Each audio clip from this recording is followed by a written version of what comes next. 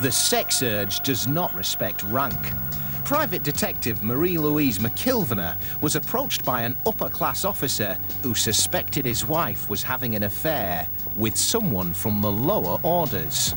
He was absolutely furious. He was livid because this guy, it turned out to be, was someone in his company. He was actually his company commander.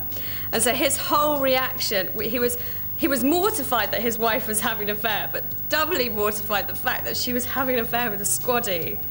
And so he then wanted, right, I'm going to catch her. I'm going to catch both of them at it. I want him to know that I know. There is such a hierarchy in the army. I couldn't believe it. Squaddy and an officer's wife, it's like, you know, Lady Chatterley's lover, the gamekeeper and the lady of the manor. It's completely unacceptable because squaddies are supposed to hang out with squaddies and officers only deal with officers. So it's really a class thing, you know, it's the sort of sexual excitement of having sex with somebody several rungs below you on the class level. Marie-Louise kept watch and followed the adulterous couple to a local park. The thought of a big private was obviously a huge turn-on for the officer's wife. I knew my client, who was a stiff, tweed, old-school officer, and this was sort of almost a dead ringer for Grant Mitchell. He was about 17 stone, shaved head, just looked like a typical army soldier.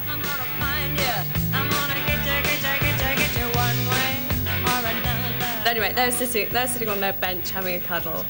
And I heard her phone ring, and I saw her signalling to him. She was going,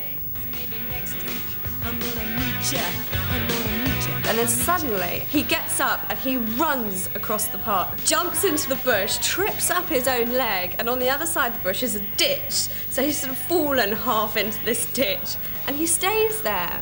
She's still sitting there, just looking around. He's in a bush over here, and I'm sort of sitting back here wondering, what on earth is going on?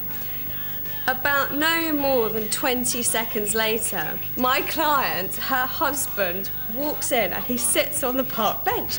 I'll get you, one way or another. I'm gonna see you, I'm gonna meet you. But Grant's still in the ditch over there, just watching what's going on. And they're there for about 45 minutes. I mean, he really did stretch it out.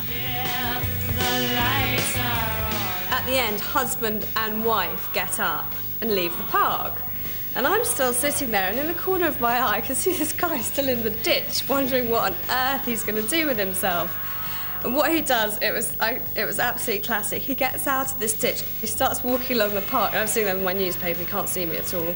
Suddenly he notices that there's someone else, and he tucks in his shirt and sort of straightens it all out, and he just walks past as if nothing's happened, and he's totally natural. For a squaddy to have sex with an officer's wife, it's, in a way, it's like getting one over on the officer, isn't it? It's quite exciting because you're going right to the top and messing under his nose, basically. And this is a guy who's telling him every day what to do and what not to do and where to stand and how to look. And he's basically saying, you might be able to tell me what to do on the battlefield, but your wife wants me more than she wants you, mate.